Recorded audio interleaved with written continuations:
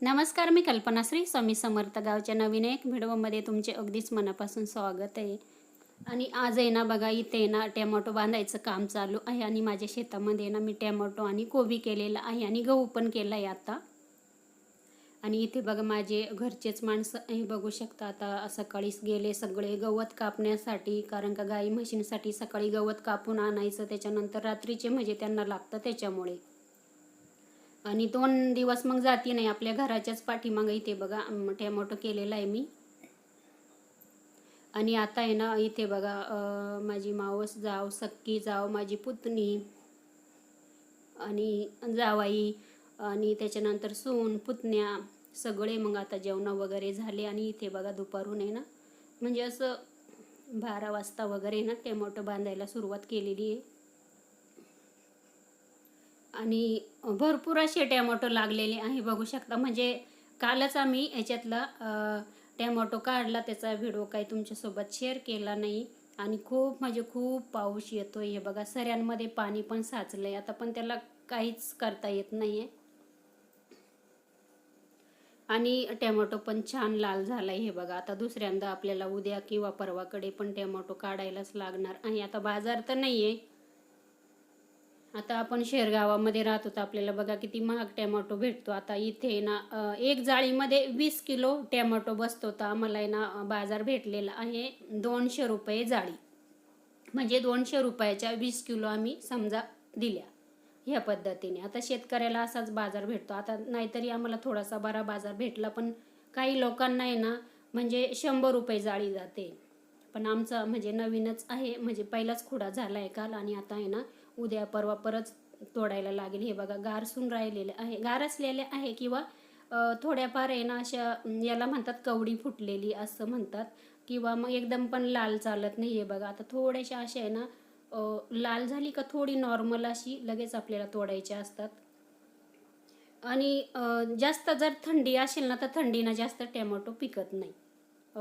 तर इकडे बघू शकता काल खूप पाऊस झाला, सऱ्यांमध्ये सगळं पाणी साचलेलं आहे. आणि टॅमॅटो आहे ना मग असं खराब होतो किंवा मग झाड आहे ना असं सडून जातं ह्या पद्धतीने.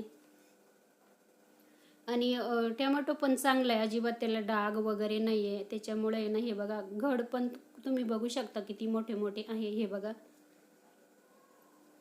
आणि इथे बघा आता आहे ना हे बघा तुम्हाला दाखवते, पण अजिबात कुठे इतका सुद्धा डाग नाही. एवढे सुंदर आपला टॅमॅटो आहे. आणि असे टॅमॅटो आहे ना म्हणजे टिकतात पण भरपूर दिवस.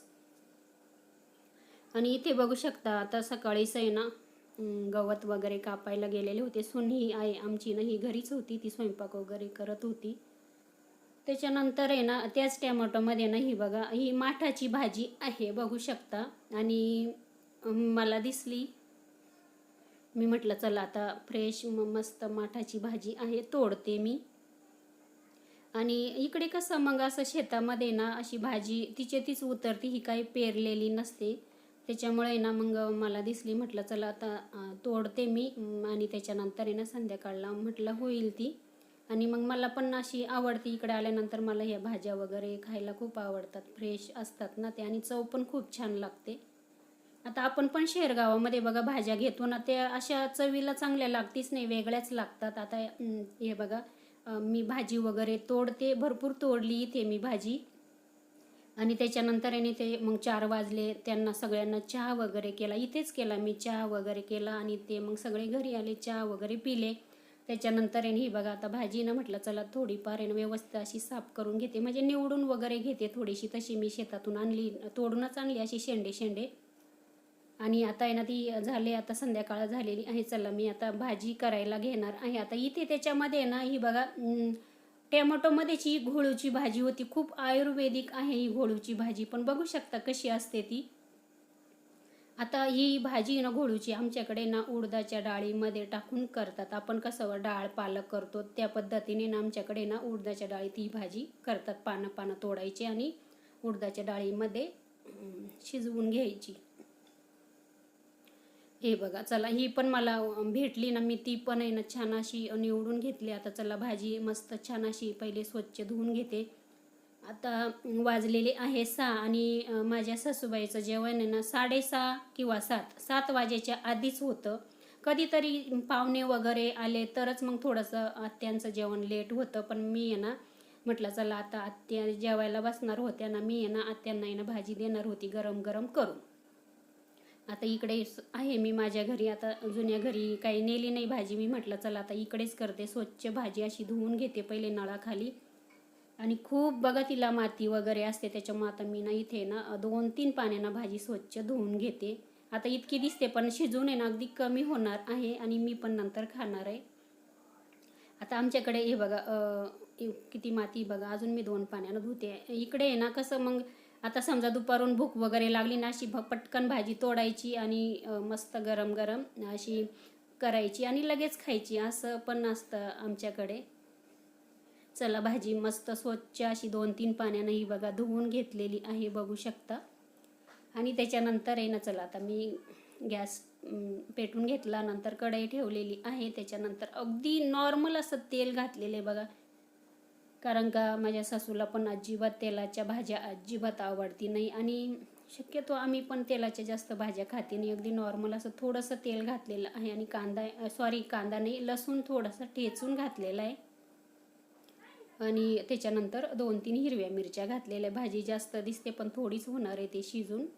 आणि माझ्या सासूला आहे ना असं फक्त मीठ टाकून पण भाजी खूप आवडते अशी, आणि आत्यांना गरम गरम मी भाजी करून देते. आता चला आता भाजी स्वच्छ धुवून घेतली आणि हे बघा आता मस्त कढईमध्ये टाकून घेते.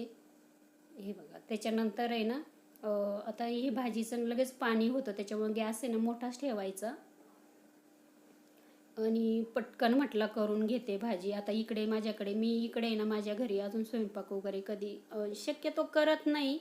कोणी पाहुणे वगैरे आले तेव्हाच मग थोडंफार असं, पण नाहीच करत मी. तिकडेच करते जुन्या घरी स्वयंपाक वगैरे, म्हणजे आमचे जेवणं वगैरे जुन्या घरीच असतात आमचे एकत्रच. आणि इथे माझ्याकडे ना काही म्हणजे साहित्य पण नाही आपलं, मिरची मसाला वगैरे काहीच नाही माझ्याकडे. मग मी आता जुन्या घरून आहे ना तिकडनंच मग हिरव्या मिरच्या आणि थोडासा लसूण आणला. म्हटलं चला आता मी इकडे पटकन भाजी करते आणि आत्यांना देते करून. आणि इथे थोडंसं नॉर्मल मीठ घातलेलं आहे, भाजीमध्ये मीठ जास्त घालायचं नाही. आणि हे बघा भाजी पण शिजलेली आहे. आणि चला आता आत्या जेवायलाच बसणार होत्या, आता मी लगेच गरम गरम भाजी त्यांना नेऊन देते. व्हिडिओ संपूर्ण बघितल्याबद्दल मनापासून खूप खूप खूप धन्यवाद.